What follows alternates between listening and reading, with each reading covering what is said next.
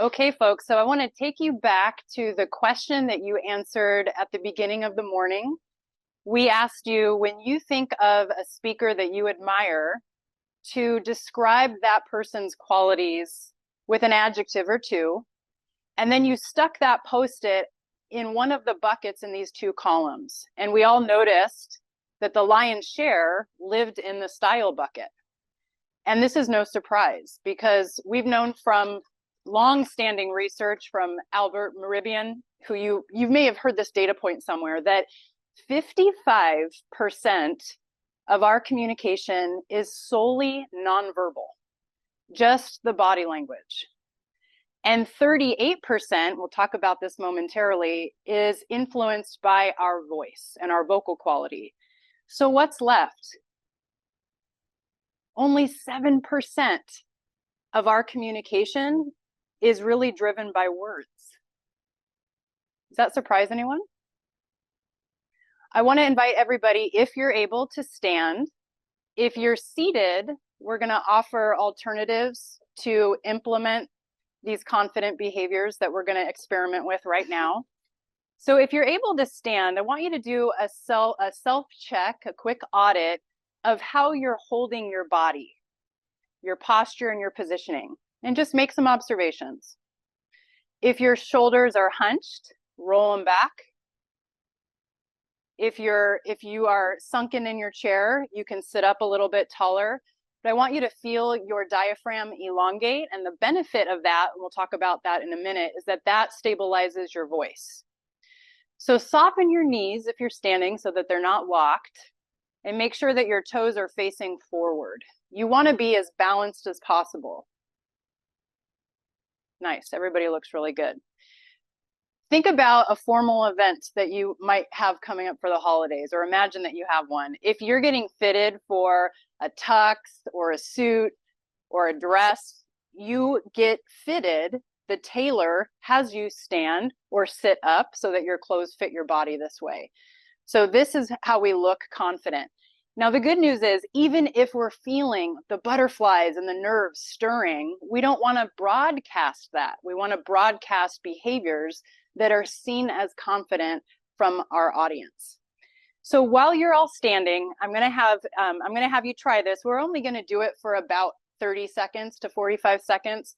But one of the strategies that we love to share with people, and some of you are probably familiar with this, is power posing. So if you're sitting, you can put your arms back like this. If you're standing, you can engage your large muscles with a starfish pose or a Wonder Woman. But the idea here is that, and what Amy Cuddy's research shares, is that when we engage large muscles, we actually get the hormones and the chemistry working for us in times of high stakes situations where we might feel nervous. Our cortisol levels drop significantly. Does anybody know what cortisol is linked with? Just shout it out. Stress. We want that down. And our testosterone goes up for women and men. The key to that is that when we are faced with situations that feel risky, and for a lot of people, speaking feels like a risky event, this serves us to take that risk and to step into it. So go ahead and relax and just bring your hands to your sides. And I want you just to feel what that's like to stay open and neutral. How does this feel for you? Just shout out any words that are coming to mind. Genuinely, how does it feel to stand open like this and balanced? Awkward, vulnerable, exposed. So lean into the discomfort, because what you're showing people is confidence, even if you're feeling nervous. It takes practice. You have to build muscle memory into it. Okay, we're going to shift a little bit. You can take a seat if you're not already seated. So I want to come back to this 38%. 38% of our communication is influenced by just our voice. Forgot my slide. And that's what you heard. Okay. All right, so I'm going to give you the greatest hits because there's so much to explore with voice. And your one-on-one coaching is a great opportunity for us to target any development areas for your voice.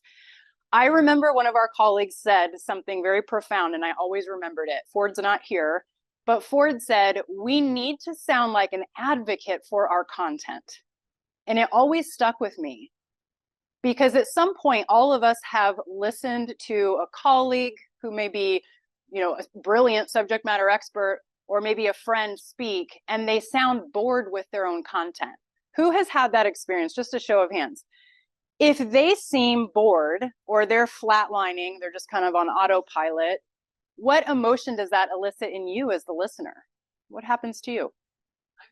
You're bored too. Yeah, you're not buying it. So our credibility is at stake if we don't sound energetic, passionate for what we're talking about. So I'm going to just give you a summary of the greatest hits. Certainly, we want to be heard, and projection is key. I want to make sure that my volume reaches John in the back because him and Taylor and Lauren, I want my voice to reach the back. That's especially important if you're speaking on a big stage, keynote, something like that. The benefit of that diaphragm being elongated is that our voice can reach the back. We also want to create variety. You learned earlier about pattern disruption. Our listeners habituate very easily. So we need to keep the variation in our voice so that we keep people engaged. We also, this is really powerful. We also create meaning with our voice. We decide, if we're intentional about it, what we emphasize and what we don't. And we're going to do an exercise here in just a minute to prove that point. We certainly want to be articulate, and that comes with practicing our content out loud, saying it out loud, getting conversational. The last thing here is rate of speech.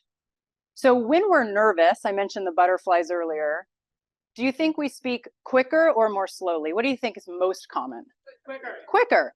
So if we have that accelerated rate of speech and we're going at breakneck speed, our listeners are going to be fatigued by that.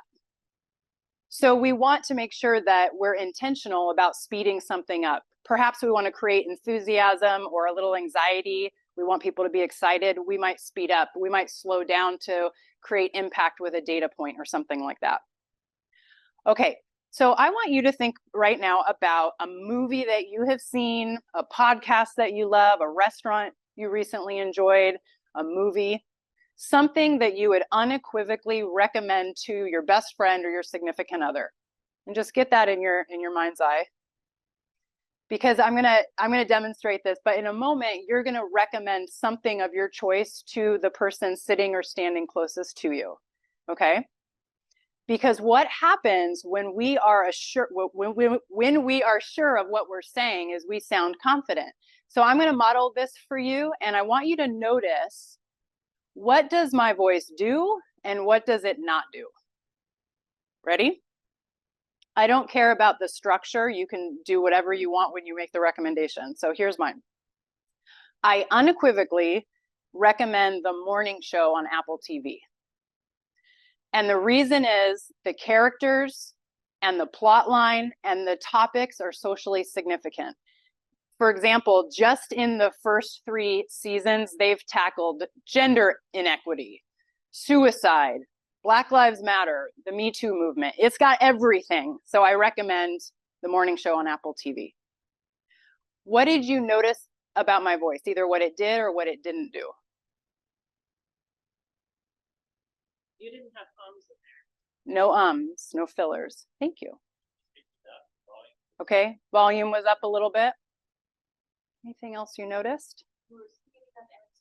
Okay, so some variation in the rate. All right, this is a 1-minute exercise. You can stay seated, everybody's sitting. Turn to your neighbor if you have one. You're gonna have 30 seconds. The person with the longer hair is gonna do this first. I want you to recommend something that you feel really sure about. You might have to turn. And then after you're done making that recommendation, and as you're listening, listen to the quality of that person's voice and what they do, and then you'll switch. Go ahead. It's a 60-second exercise. Longer hair goes first.